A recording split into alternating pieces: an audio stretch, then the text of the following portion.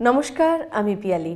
প্রেসক্রিপশনের আরও একটি নতুন পর্বে আপনাদের সকলকে জানাই স্বাগত। আমাদের প্রত্যেকের জীবনেই কিছু না কিছু সমস্যা রয়েছে, অর্থাৎ আমি বলছি শারীরিক সমস্যার কথা। সমস্যা ছোট না বড় সে কথায় আমি আসবো না, কারণ আমার মনে হয় যে সমস্যাই, সেটা ছোট বড় ওরমভাবে তো স্পেসিফিক করা যায় না, কারণ আগামীতে কোন সমস্যা আপনাকে কোন বিপদে ফেলবে সেটা আমরা কেউ জানি না, কারণ আমরা কেউ ডাক্তার নই। আমাদের তাই সব সময় দেখবেন বেশ কিছু ফ্যামিলি আছে যাদের কিন্তু একজন কি বলবো মানে ফ্যামিলি ডক্টর থাকেন। যে কোনো ক্ষেত্রে আমরা কিন্তু তার সঙ্গে কনসাল্ট করি, তার সঙ্গে আমরা আলোচনার মাধ্যমে একটা কোনো সিদ্ধান্তে এসে পৌঁছই, এবং এটা থাকাটা খুব দরকার বলেই আমার মনে হয়, অ্যাটলিস্ট আজকের দিনে দাঁড়িয়ে।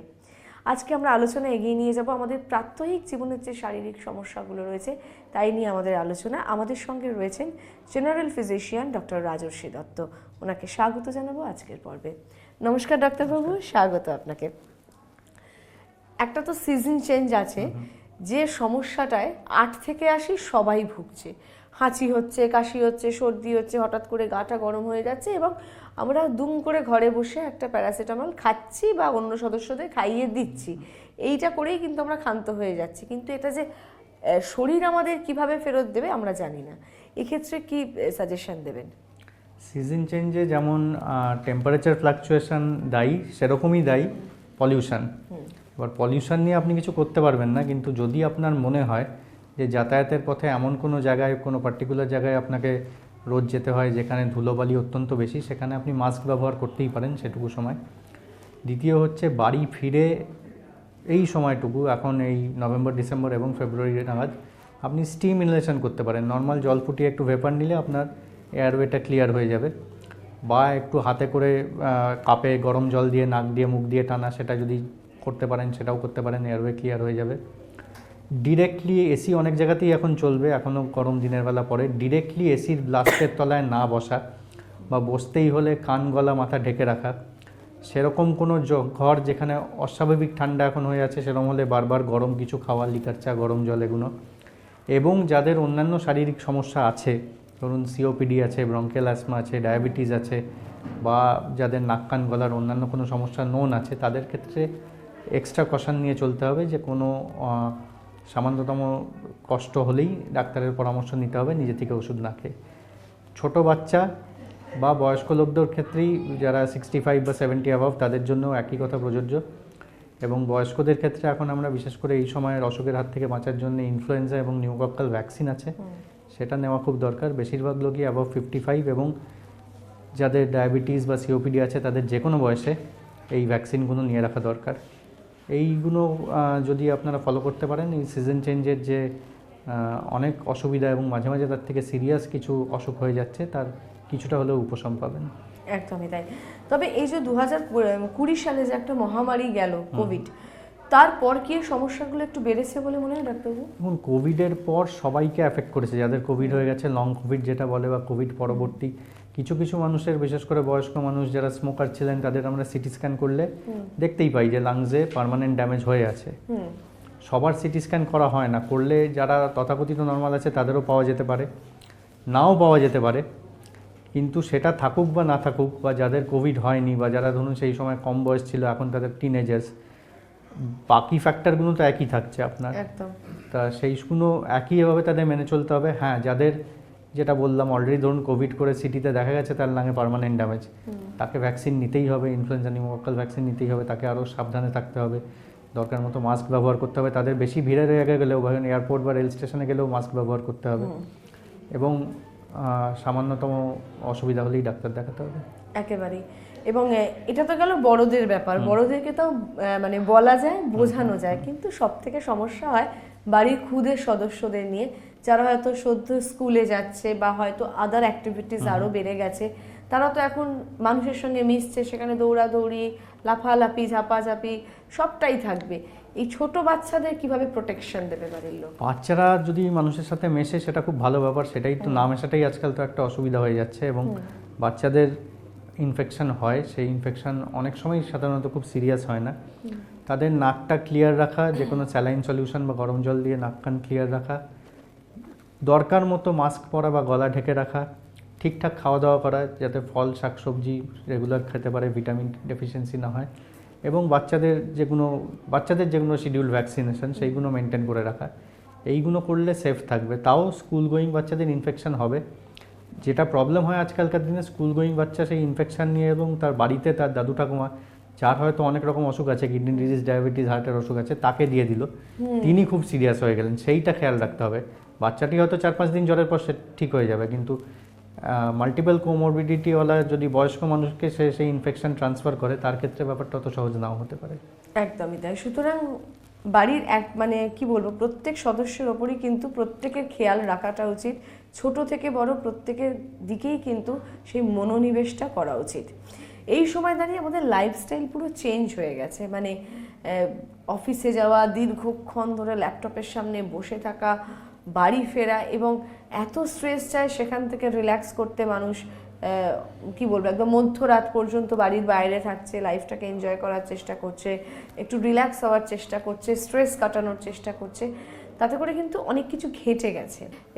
এগুলো মানে কিভাবে আমাদের মানে সমস্যা তৈরি করছে? লাইফস্টাইল ডিজিজ এখন একটা ভয়ঙ্কর সমস্যা। অনেক অসুখ যেগুলো আগে অনেক বয়স্ক লোকের দেখা যেত, এখন 20-25 বছর বয়সে দেখা যাচ্ছে। আমরা 4টে অ্যাসপেক্টে এটাকে ভাগ করতে পারি। এক হচ্ছে ডায়েট, 2 হচ্ছে অ্যাক্টিভিটি। অ্যাক্টিভিটির মধ্যে 2 রকম, এক এক্সারসাইজ আর একটা নন এক্সারসাইজ অ্যাক্টিভিটি। আগেকার দিনে লোকের নন এক্সারসাইজ অ্যাক্টিভিটি প্রচুর হতো।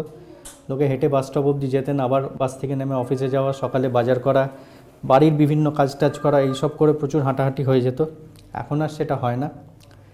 নন এক্সারসাইজ অ্যাক্টিভিটি বাড়াতে হবে। দরকার পড়লে এক স্টপ আগে নেমে গিয়ে হেঁটে যাওয়া, লিফটের জায়গায় সিঁড়ি ব্যবহার করা। যদি প্ল্যান্ড এক্সারসাইজ কিছু করা যায়, সে খেলাধুলো হোক, সুইমিং হোক, জিম হোক, তাহলে তো কথাই নেই। বসে থাকা বলতে অফিস বা যেখানেই অনেকক্ষণ বসে থেকে থেকে স্পাইনের সমস্যা হচ্ছে। একটা এক্সরে করলে কারো এখন নর্মাল স্পাইন পাওয়া যাবে না। এক্সরেতে আমরা এখন প্রায় 20 বছর বয়স থেকে সার্ভাইকাল স্পন্ডিলোসিস দেখছি। 1 ঘন্টা বসে থাকলে একবার উঠে স্পাইন স্ট্রেচনিং করে নেওয়া, একটু হাঁটাহাঁটি করা অফিসের মধ্যে, বা ঘরে যারা ওয়ার্ক ফ্রম হোম করছে তাদের আরও বেশি দরকার। অ্যাটলিস্ট 40 মিনিট বা 1 ঘন্টায় একবার একটু ব্রেক নিয়ে উঠে স্পাইনটা স্ট্রেচ করা। খাওয়া দাওয়া ঠিকঠাক করা। কার্বোনেটেড ড্রিঙ্ক, যেগুলো প্রচুর চিনি আছে, প্রসেসড ফুড, এগুলো যতটা সম্ভব কম। বাড়ির খাবার, ব্যালেন্স ডায়েট, শাকসবজি, মাছ মাংস সবই থাকবে। প্রচুর খালিয়ে ধরুন আমরা আজকাল লোকে অর্ডার করে কেউ 1 বাটি আইসক্রিম খেয়ে নিল, সেটা আনকমন, 2 বাটিও খেয়ে ফেলে অনেকে। সেই সবগুলো কম করা। যেগুলো নর্মাল খাবার সেরকম খাওয়া। যার কোনো অসুখ নেই, হার্টের এখনও প্রেশার, সুগার সাংঘাতিক, তাদের কিছু খাওয়া বাদ দেওয়ার দরকার নেই, কিন্তু খাওয়াটা যতদূর সম্ভব ব্যালেন্স ডায়েটের মধ্যে রাখতে হবে। আর কিছু হার্মফুল সাবস্টেন্স যেমন টোবাকো, অ্যালকোহল, এগুলো যতদূর সম্ভব বাদ দিতে হবে, কারণ এমনিই চারদিকে প্রচুর পলিউশন। তার উপর তার সাথে যদি একটা সিগারেট বা কিছু ইউজ করা হয়, তাতে এক্সট্রা লাংসের উপর প্রেশার পড়বে। একদমই তাই। সুতরাং এই দিকগুলো নিয়ে আমাদের কিন্তু একটু সচেতন হতে হবে। আজকের দিনে দাঁড়িয়ে ব্যালেন্স ডায়েট, একটা প্রচণ্ড হেকটিক স্কেডিউল লাইফে সেটা বলার অপেক্ষা রাখে না, তার মধ্যে যে ব্যালেন্স ডায়েট কীভাবে ইনটেক করা যেতে পারে একটু যদি সাজেশন দেন। ব্যালেন্স ডায়েটের মধ্যে যেটা বলছিলাম, কোনো খাওয়া বাদ দেওয়া যাবে না। আজকাল অনেকে সকালে উঠে তাড়াহুড়ো করে বেরিয়ে যান, ব্রেকফাস্ট করেন না। কিছু একটা খেতে হবে। আমাদের সমস্ত ভারতীয়দেরই প্রোটিনটা খুব কম খাওয়া হয়। যারা মনে করেন আমরা প্রচুর মাছ মাংস খাচ্ছি, তারাও অ্যাকচুয়ালি প্রায় কিছুই খান না। ডায়ালিসিস রুগীর যতটা দিনে প্রোটিন খাওয়ার কথা, সাধারণ হেলদি ভারতীয় তার থেকে কম প্রোটিন খান। এতটাই প্রোটিন ডেফিসিয়েন্সি। সো চেষ্টা করতে হবে, কোনো বিশেষ কারণ না থাকলে প্রায় প্রত্যেকটা মিলে কিছু একটা প্রোটিন রাখা। যারা খেতে পারেন সকালে একটা ডিম খেয়ে নেবেন। যদি যারা ভেজিটেরিয়ান হন তাহলে ছাতু বলুন, সয়াবিন খুব ভালো সোর্স, ছাতু, এই সবগুলো খেতে হবে। প্রত্যেকটা মিলে প্রোটিন রাখতে হবে প্ল্যান করে। কার্বোহাইড্রেট পার্টটা কমাতে হবে। 25 বছর বয়সের পর আমরা ভাত, রুটি, মুড়ি, চিড়ে যা দরকার তার থেকে অনেক বেশি খাই, অনেক বেশি বার খাই, সেটা যতদূর সম্ভব কমাতে হবে। ফল এবং শাকসবজি রোজ খেতে হবে। এইগুলো করলেই যথেষ্ট। এছাড়া যার কোনো স্পেসিফিক প্রবলেম আছে, কেউ এক্সেসিভ ওভারওয়েট, কারো অলরেডি ডায়াবেটিস ধরা পড়েছে, তাদের আলাদা, তাদের তো আরও ডেফিনেটিভ এবং পার্সোনালাইজড অ্যাডভাইস দরকার। একদমই তাই। কারণ ডাক্তারবাবুর কথার মধ্যে থেকে আরো একটা প্রশ্ন আমার মাথায় চলে এলো যে ওবেসিটি আজকের দিনে একটা খুব বড় সমস্যা, কারণ এক্সারসাইজ করা হয় না, অফিসে সারাক্ষণ ম্যাক্সিমাম, সবার বলছি না, ম্যাক্সিমামই সারাক্ষণ বসে কাজ, তারপর এই যে একটুখানি ইচ্ছে করছে না একটু চিপস খাচ্ছি, ইচ্ছে করছে না একটু কোল্ড ড্রিঙ্ক খাচ্ছি, এটা তো করেই ফেলছে। আপনি যেমন বললেন যে চিপস বা এই ধরনের কার্বোনেটেড যে ড্রিঙ্কস এগুলোকে বাদ দিতে হবে। এই যে ওবেসিটি, এটা আমাদের শরীরে কি কি সমস্যা তৈরি করতে পারে? ওবিসিটি একটা এতটা বড় প্রবলেম যে আমাদের ভারতীয়দের মধ্যে যারা তথাকথিত ওবিস না, যার বিএমআই তথাকথিত নর্মাল, তাকেও যদি আপনি বডি ফ্যাট পার্সেন্টেজ ক্যালকুলেট করেন সেটা দেখবেন নর্মালের অনেক বেশি, কারণ আমাদের হাড় মাংসের ওজন কম, একটা 25 বয়সের পর সবারই বডি ফ্যাট পার্সেন্টেজ নর্মালের উপর বেশি, তাই ক্লিনিক্যালি প্রায় সবাই ওবিস 25 বা 30-এর পর। এবং এটার থেকে যেটা হয়, প্রথম হচ্ছে ইনসুলিন রেজিস্ট্যান্স হয় লিভার এবং আশেপাশের অর্গানে, যে জন্য এখন আল্ট্রাসাউন্ড করলেই সবারই দেখবেন ফ্যাটি লিভার আসছে, because they are clinically obese. সে ওজন তার অত বেশি না, কিন্তু সে ক্লিনিক্যালি ওবিস, তার লিভার এবং বডি অর্গানের পাশে ভিসারাল ফ্যাট জমে গেছে। এটা থাকতে থাকতে ইনসুলিন রেজিস্ট্যান্স হবে, এটা থাকতে থাকতে ব্লাডে ট্রাইগ্লিসারাইড বাড়বে, ডায়াবেটিস, হার্টের অসুখ সবই আস্তে আস্তে হবে এবং অন্যান্য অর্গানগুলো এফেক্ট করবে। সো খালি যে ওজন মেপে হবে তা না, যদি আপনি একটা ইউএসজি করেন এবং দেখেন ফ্যাটি লিভার পাওয়া গেল, তাহলে তখনই সেটাকে লিভারের সমস্যা বলে লিভারের ওষুধ বাজার থেকে বা কয়েকটা সিরাপ কিনে কোনো লাভ নেই, তাতে কোনো লাভ হবে না। আপনার বডি ফ্যাট পার্সেন্টেজ অ্যানালাইজ করতে হবে এবং বডি ফ্যাট পার্সেন্টেজ বেশি হলে ডায়েট এবং এক্সারসাইজের মাধ্যমে সেটা কমাতে হবে, তাতেই ফ্যাটি লিভার কমবে। একদমই তাই। এবং এই যে সত্যি নিজে নিজে ওষুধ কিনে খেয়ে নেওয়া যে কোনো জায়গায়, এই যে অ্যাবিউজ অফ মেডিসিন, এটা নিয়ে কি বলবেন? ভিটামিন, লিভারের ওষুধ, গ্যাসের ওষুধ, এগুলো খেয়ে কোনো লাভ নেই। খেতে পারেন, খেয়ে লাভ নেই, ক্ষতি হওয়ার চান্সও কম। মারাত্মক হচ্ছে যেগুলো অল্টারনেটিভ মেডিসিন। আয়ুর্বেদের নামে যা চলে সেটা খেয়ে কিডনি ফেলিয়ারে যাবেন না এরম লোক কম আছে। ডায়ালিসিস হুট করে শুরু হয়েছে, যদি আপনি একটা সার্ভে করেন পেশেন্টের, দেখবেন তার বেশিরভাগই কিছু না কিছু গত 2-3 মাসে অল্টারনেটিভ মেডিসিন খেয়েছেন। সো সেই জন্য ওষুধ দরকার না পড়লে খাবেন না। কোনো ওষুধের, ব্যথার ওষুধ বিশেষ করে যাদের ওজন কম বা বয়স বেশি, তারা অনেকে স্ট্রং ব্যথার ওষুধ খেয়েও কিডনি ফেলিয়ারে চলে যেতে পারেন। সো ওষুধ নিজে থেকে সবসময় না খাওয়াই ভালো, জেনে রাখা দরকার কার কোন ওষুধটা দরকার। আর যেগুলো বললাম যে অনেকগুলো অসুখ তথাকথিত লাইফস্টাইল মেজার্সে ঠিক হবে, ওষুধ খেয়ে লাভ নেই। যেমন আপনি যদি দেখেন ফ্যাটি লিভার ধরা পড়েছে বা সুগার বর্ডার লাইন, ওই নিম পাতার রসের গুলি বা মানে বিভিন্ন রকম যে ওষুধ পাওয়া যায় বা লিভার টনিক, সেসব খেয়ে কোনো লাভ নেই, সেটা আপনার লাইফস্টাইল চেঞ্জ করলে ঠিক হবে। একদমই তাই। সুতরাং সবার আগে আমাদের নজর দিতে হবে আমাদের লাইফস্টাইলের ওপর এবং কন্ট্রোল করতে হবে আমাদের লাইফস্টাইল, আমাদের দৈনন্দিন আমরা যা যা কাজকর্ম করে থাকি তার উপর কিন্তু একটা কন্ট্রোল রাখতেই হবে। রয়েছে প্রেসক্রিপশন নিয়ে, আমাদের দৈনন্দিন জীবনের সমস্যা নিয়ে আজকে আমরা কথা বলছি। এগিয়ে নিয়ে যাব আলোচনা, তবে এই মুহূর্তের সময় একটা বিরতির। ফিরে আসছি বিরতি নিয়ে।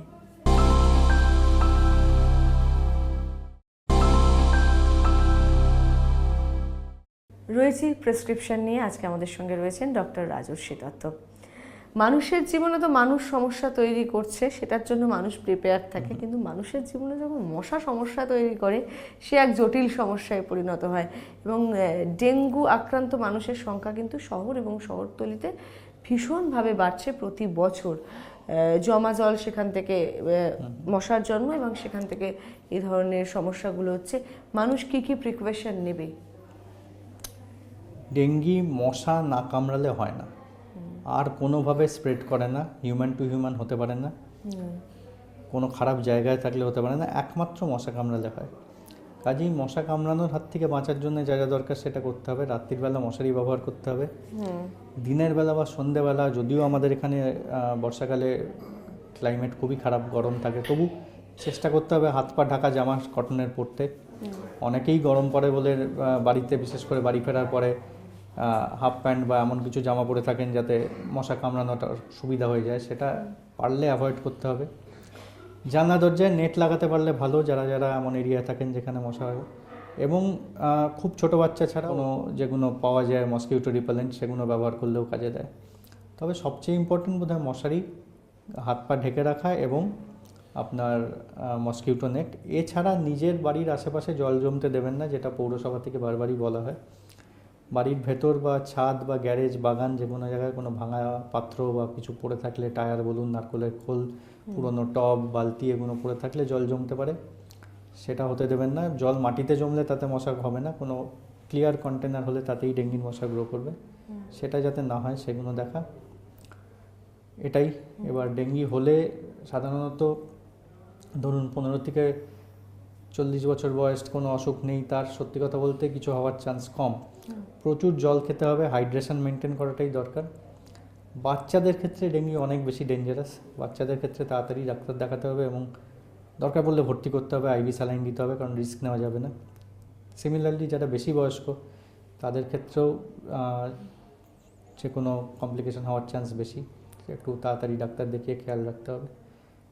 এমনি যারা অ্যাজ সাচ ফিট আছেন এবং তেমন এক্সট্রিমস অফ এজে না, তাদের একটাই কাজ রেস্টে থাকা, যদি মনে হয় জ্বর হয়েছে টেস্ট করা, প্রচুর জ্বর খাওয়া এবং কোনো কমপ্লিকেশন দেখা দিলে যে পেচ্ছাপ করতে খারাপ অসুবিধা হচ্ছে বা প্রচণ্ড বমি হচ্ছে বা ইউরিনের রং কালো হয়ে যাচ্ছে, কালো বলতে ডার্ক হয়ে যাচ্ছে, সেরকম হলে ইমিডিয়েটলি ভর্তি হওয়া।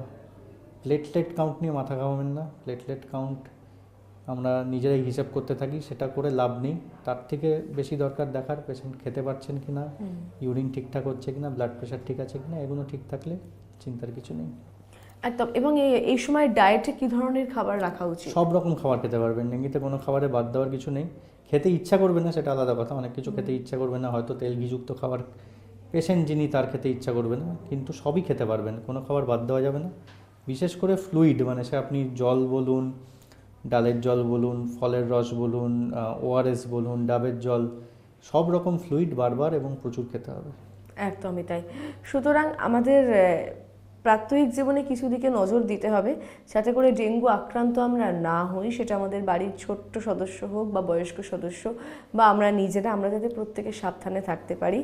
এবং ডেঙ্গু হলেই কিন্তু আমরা যে কোনো অসুখ হলেই একটা মাথায় ঢুকে গেছে খাওয়া দাওয়াটা কী করতে হবে, একটা মানুষ ওটা একটা প্যানিকড হয়ে গেছে, এটা খাওয়া যাবে না, মানে নিজে নিজেই ডাক্তারি করছে, এটা খাওয়া যাবে না, ওটা না খেলে ভালো হয় জানিস। কিন্তু ডেঙ্গুর ক্ষেত্রে সেরকম কোনো রেস্ট্রিকশন নেই। যাদের কিডনির অসুখ, হার্টের অসুখ, ডায়াবেটিস এসব নেই, তাদের প্রায় কোনো অসুখেই তেমন খাওয়া দাওয়ার রেস্ট্রিকশন নেই। একটা প্রচলিত ধারণা আছে যে অনেকে সেই সময় মাছ মাংস, সেটা না করে বরঞ্চ প্রোটিনটা বেশি খেলে কাজে দেবে।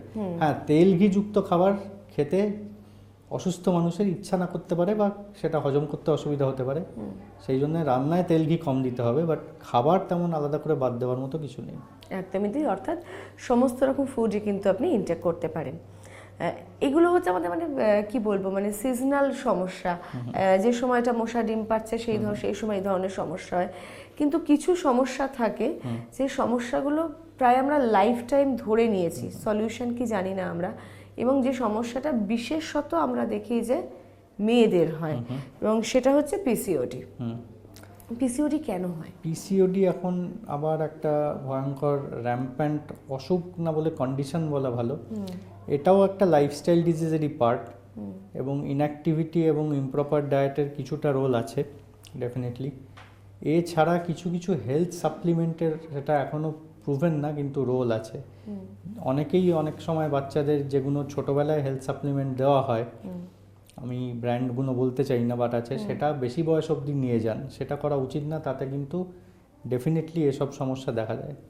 একটা বয়স হয়ে গেলে কোনো হেলথ সাপ্লিমেন্ট বাচ্চাদের লাগে না, সে বাড়ির খাবার নর্মাল খাবে, সব রকম খাবার খাবে। তখনও তাকে জোর করে ওই সব হেলথ সাপ্লিমেন্ট যেগুলো ছোটোবেলায় বাচ্চাদের দেওয়া হতো সেগুলো দিয়ে গেলে তার পরবর্তীকালে হরমোনাল সমস্যা হয়েছে, প্রিকোশিয়াস পিউবার্টি হয়েছে, এগুলো দেখা গেছে। পিসিওডির জন্যে প্রথমত যেটা, যে বডি ওয়েটটা কন্ট্রোলে রাখতে হবে, ওয়েট যেন না বাড়ে, ফিজিক্যাল অ্যাক্টিভিটি ঠিকঠাক রাখতে হবে, ওই যেগুলো খাওয়া দাওয়া বলছিলাম, এক্সেসিভ মিষ্টি, চিনি বা এক্সেসিভ ফ্যাটযুক্ত প্রসেসড ফুড এগুলো কম দিতে হবে। যদি ধরা পড়ে তাহলে ডাক্তার দেখিয়ে একটা ইউএসজি করতে হবে, কতটা খারাপ সেটা, এবং কিছু কিছু হরমোনাল স্টাডি হয়, রক্তের মাধ্যমে পরীক্ষা হয়, সেইগুলো করে দেখে নিতে হবে যে কোনো ওষুধ দ্বারা চিকিৎসার দরকার আছে কি না। বেশিরভাগ লোকেরই লাগে না, যাদের লাগে তাদের যাতে সেটা ডিলেড না হয় সেই জন্য এই ব্যবস্থাটা আগে নিয়ে রাখতে হবে। একদম। এবং এই যে পিসিওডি যে মেয়েদের হচ্ছে, এটা কি ইন ফিউচার বেবি ক্যারি করার ক্ষেত্রে? হ্যাঁ, ইনফার্টিলিটি তো এখন একটা বিশাল সমস্যা। ইনফার্টিলিটি বিশাল সমস্যা, পিসিওডি তার একটা কারণ। আরও অনেক কারণ আছে এবং অনেক ক্ষেত্রে কিছু কারণ পাওয়াও যায় না, কিন্তু তবু ইনফার্টিলিটি এবং এই পিসিওডি এবং পিসিওডি যে কারণে হচ্ছে, যে একটা কমপ্লেক্স অফ কন্ডিশনস, যে ইনঅ্যাক্টিভিটি, বডি ওয়েট বেশি, মেটাবলিক সিনড্রোম যেটাকে বলা হয়, সেগুলো সব মিলে যার পিসিওডি থাকছে তার পরবর্তীকালে ইনফার্টিলিটি হওয়ার সম্ভাবনা অনেক বেশি। একদমই তাই।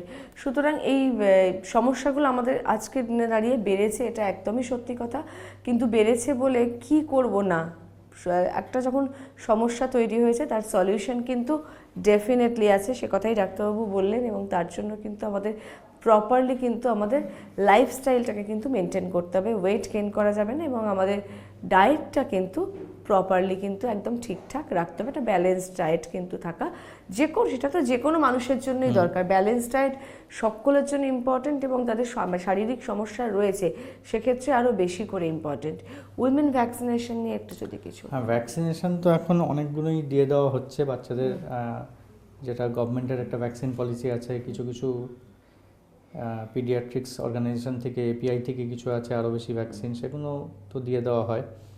এছাড়া একটি ভ্যাকসিন যেটা 15 থেকে 45 বছর বয়সের মহিলারা সবাই নিতে পারেন, সেটা নিলে আপনার সার্ভাইকাল মানে ইউটেরাসের একটা পার্টের ক্যান্সার আটকানো যেতে পারে। বিকজ এই ভাইরাসটি যদি আটকানো যায়, সেই ভাইরাসের কারণেই ওই ক্যান্সারটা হয়, সার্ভিক্যাল ক্যান্সার বা ইউটেরাসের একটা ক্যান্সার, এক ধরনের ক্যান্সার। সেটা নিলে সেইটা হবে না। কিছু কিছু আছে ভ্যাকসিন যেগুলো নিলে কিছু কিছু ক্যান্সারের চান্স কমে যায়, যেমন হেপাটাইটিস বি ভ্যাকসিন নিলে লিভার ক্যান্সারের চান্স অনেকটা কমে যায়। আচ্ছা, সিমিলারলি এটা নিলে ইউটেরাইন ক্যান্সারের চান্স অনেকটা কমে যাবে। এটাকে হিউম্যান প্যাপিলোমা ভাইরাস বলে।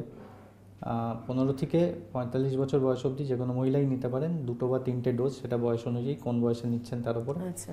কিন্তু এটা নিয়ে রাখলে এখন আমার মতে প্রায় সবারই নিয়ে রাখা উচিত, কারণ যে রেটে ক্যান্সার বাড়ছে তা যেভাবে যদি কিছু একটাভাবে প্রিভেন্ট করা যায় সেটা খুব কাজে লাগবে। একদমই তাই। সুতরাং এই বিষয়টা কিন্তু আজকে আমি অন্তত প্রথমবার জানলাম যে 15 থেকে 45-এর মধ্যে এরকম ভ্যাকসিনেশন নিয়ে নেওয়া যায়, এবং সেটা অবশ্যই কিন্তু আপনার চিকিৎসকের সঙ্গে কনসাল্ট করে, কারণ ডাক্তারবাবু যেটা বললেন যে কোন এজে কটা ডোজ লাগবে সেটা তো আপনি ডিসাইড করবেন না, সেটা ডিসাইড করার জন্য আমাদের চিকিৎসকরা রয়েছেন, তাদের পরামর্শ নিয়ে কিন্তু এই ডোজগুলো নিতে হবে, এবং এটা বছরের যে কোনো সময় নেওয়া যায়। হ্যাঁ, এটা বছরের যে কোনো সময় নেওয়া যায়। বেশিরভাগ ভ্যাকসিনই বছরের যে কোনো সময় নেওয়া যায়। কিছু কিছু শিডিউল আছে, যেমন যারা ইনফ্লুয়েঞ্জা ভ্যাকসিন নিচ্ছে তাদের প্রত্যেক বছর নিতে হবে। ইনফ্লুয়েঞ্জার ব্যাপারটা হচ্ছে আমাদের দেশে আমরা যেরকম স্ট্রেন পাওয়া গেছে এবং যেই সময় হয়, তাতে ইন্ডিয়াতে আমরা প্রেফার করি এপ্রিল মেতে দিতে। তাই বলে এমন না যে কেউ অন্য সময় নিতে পারবেন না, নিতেই পারেন। আমরা প্রেফার করি এপ্রিল মেতে দিতে, তাহলে যে সময়টা সবচেয়ে বাজে আউটব্রেকটা হয় জুন জুলাই আগস্ট, সেই সময় পেশেন্ট বেশি সুরক্ষিত থাকেন, এবং প্রতি বছর এপ্রিল মেতে। কিন্তু বেশিরভাগ ভ্যাকসিনই যে কোনো সময় নেওয়া যায়। হ্যাঁ, কোনো একটা বড় শরীর খারাপ হলে, কোনো ইনফেকশন ডিজিজ হলে তার পরপর ইমিডিয়েটলি না নেওয়াই উচিত, বা অন্য কোনো ভ্যাকসিন নিলে তার পরপর নেওয়া উচিত। এতেও এক্সেপশন আছে, যেমন রেবিজ একটা এমার্জেন্সি প্রাণদায়ক ভ্যাকসিন। অনেক পেশেন্ট আমরা দেখেছি যে কোভিড এবং রেবিজ একসাথে, অনেক না অ্যাটলিস্ট কিছু পেশেন্ট দেখেছি কোভিড এবং রেবিজ একসাথে নিয়েছে, কারণ তাকে তখন কুকুর কামড়েছে, নিতেই হবে, সেরকম ক্ষেত্রে নিতে হবে। বাট যদি না হয় তাহলে যে কোনো ভ্যাকসিন নেওয়ার অ্যাটলিস্ট 2 সপ্তাহ পরে নেক্সট ভ্যাকসিন। ইনফ্লুয়েঞ্জা হলে আইডিয়ালি এপ্রিল মেতে, আর কোনো জ্বর বা কোনো ইনফেকশাস ডিজিজ হলে তার কিছুদিন পরে ভ্যাকসিন নেওয়া, এইটা হচ্ছে বেসিক নিয়ম। একদমই তাই। সুতরাং সব কিছুরই কিন্তু একটা নিয়ম রয়েছে, নিয়মানুবর্তিতা রয়েছে, এবং আমাদের শরীরকেও কিন্তু ঠিক রাখতে গেলে কিছু নিয়মানুবর্তিতার মধ্যে দিয়ে চলতে হবে। সেটা হতে পারে খাওয়া, হতে পারে ঘুম, হতে পারে ওষুধ, কিংবা হতে পারে ভ্যাকসিন। আমাদের কিন্তু এই নিয়মানুবর্তিতার মধ্যে দিয়ে গেলে কিন্তু আমরা আমাদের শারীরিক যে সমস্যাগুলো রয়েছে, আমাদের দৈনন্দিন জীবনে, আমাদের প্রাত্যহিক জীবনে যে সমস্যাগুলো রয়েছে, সেগুলো থেকে কিন্তু আমরা অনেকটাই নিজেদেরকে সেফ রাখতে পারবো, তাই তো?